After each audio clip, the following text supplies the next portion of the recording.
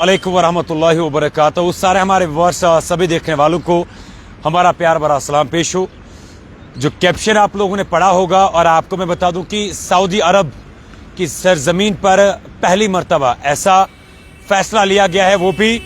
Prince बिन सलमान की हुकूमत में, जो किंग्स या जो बादशाह है, जो इस वक्त सऊदी अरब की सरबराही कर रहा है, उनकी सरबराही में पहली बार ये फैसला लिया गया है कि पहला शराब खाना, या यूं कह सकते हैं कि पहला अल्कोहल शॉप सऊदी अरब के अंदर खोला जाएगा, और वो भी सऊदी अरब के जो कैपिटल रियाद है वहां पर। लेकिन इसमें यह कहा गया कि ये शराब का दुकान जो है ये नॉन मुस्लिम डिप्लोमेट्स जो है उनके लिए खोला जा रहा है। और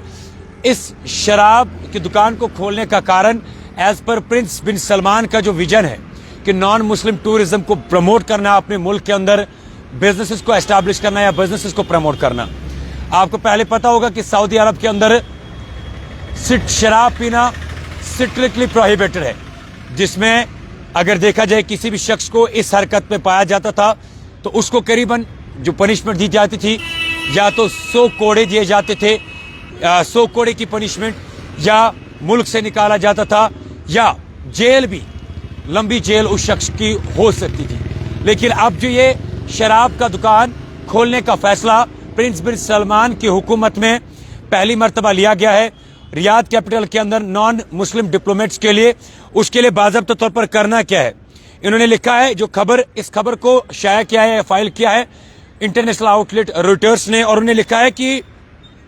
जो कस्टमर्स है, यानी कि जो नॉन मुस्लिम डिप्लोमेट्स होंगे, उनको एक मोबाइल एप्लीकेशन के थ्रू खुद को रजिस्टर करना होगा, और क्लियरेंस कोड उनकी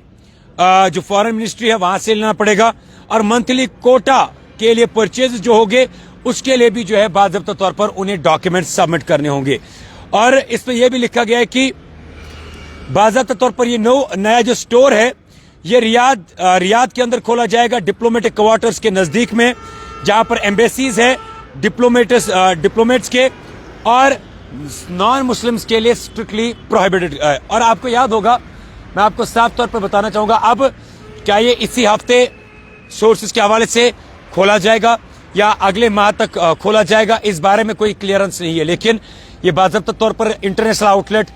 AFP रॉयटर्स ने इस खबर को फाइल किया है, और उन्हें बाज़ाब्ता तौर पर लिखा है, और ये इस सऊदी अरब की सरजमीन के अंदर खोला जाएगा।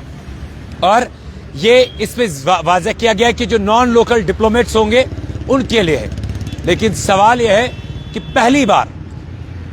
बार इस सऊदी अरब की सरजमीन पर, जो एक मुस्लिम कंट्री है, या मुस्लिम मेजॉरिटी